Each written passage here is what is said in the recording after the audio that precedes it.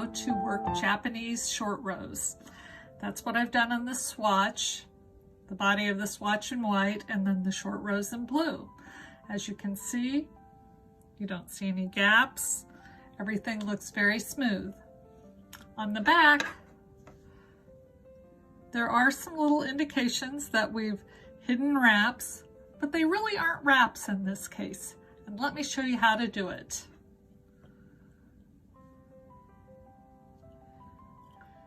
To work our Japanese short rows, I've got this white swatch, but I'm going to work the Japanese short rows in blue.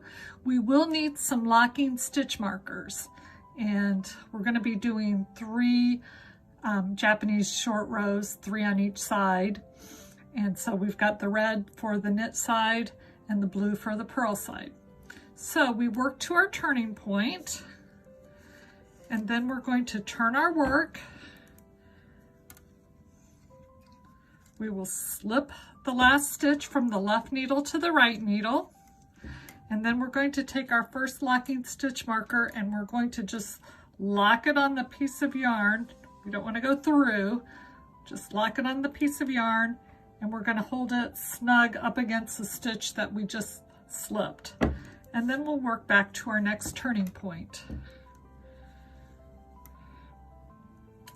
Just pull that down there.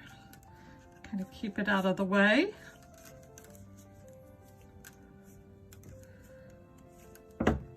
We do the locking stitch marker to hold the yarn that would normally be the wrap, but in this case we'll use that locking stitch marker to pull the yarn up when it's time to hide the wraps that aren't really wraps. Okay, here we are to our turning point. So we turn our work. We will slip the stitch from the left needle to the right needle. Then we're going to pick up a locking stitch marker, and the locking stitch markers will always be on the wrong side of your work. So hold that there, and we'll just go back the other direction to make our next turn. We're going to go to 4 stitches before the last turning point.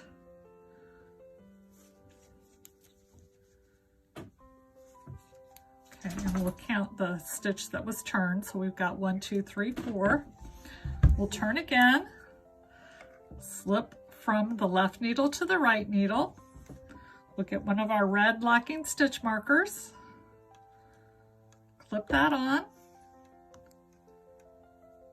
and then we're going to turn around and go back the other direction. One more.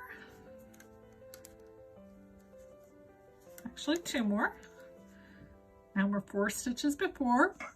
We'll turn our work again, slip from the left needle to the right needle. Then we'll clip on one of our blue locking stitch markers, which will stay at the back of our work.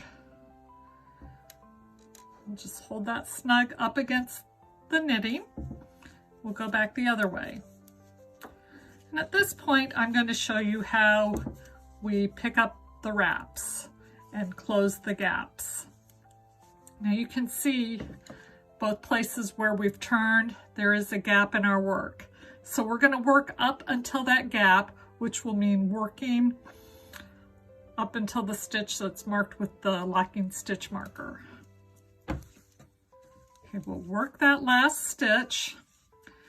Then to close the gap, we will pull up on the locking stitch marker and we put that stitch up on the left needle.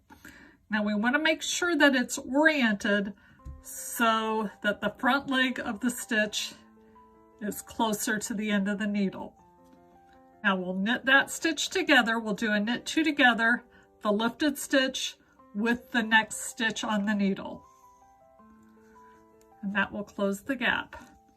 At this point we can take the locking stitch marker off, or we can wait until the end. I will wait until the end.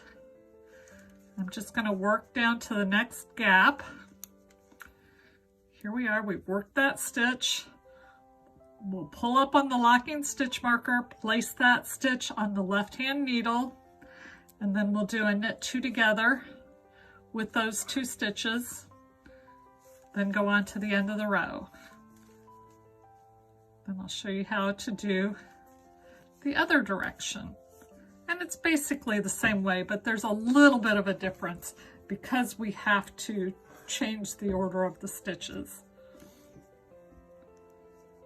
Okay, here we are working on the wrong side of our fabric, coming up to the gaps. And if we pull our knitting apart like this, we see where those gaps are. Here's the first locking stitch marker, and then the corresponding gap, and then the second locking stitch marker and the corresponding gap. So we'll work these last 3 stitches.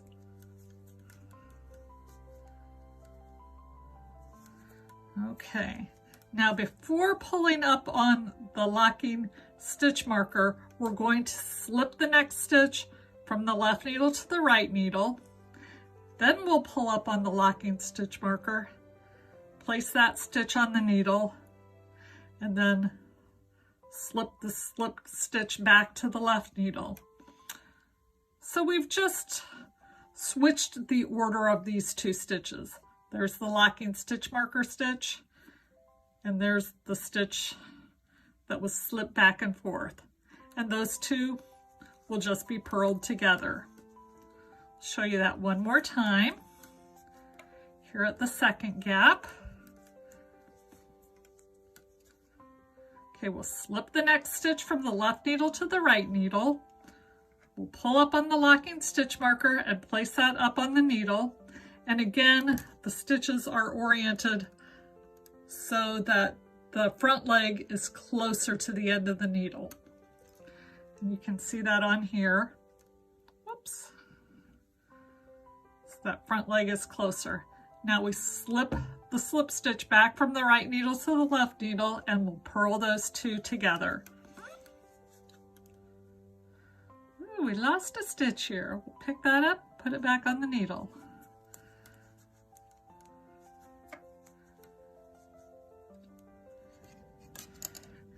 We look at that from the front. And things look great, no gaps. Nothing looking funny at all. On the back, we can see we've still got the locking stitch markers there. And you can see each point of the turn. You can see it a little more on the back, but it's the right side of the fabric that we're concerned about in this case. That's how we work Japanese short rows. For more information on this video and the complete written instructions, you can see below on the YouTube channel or on my blog at CherylBeckeridgeKnits.com/blog. Thank you for watching. Bye-bye.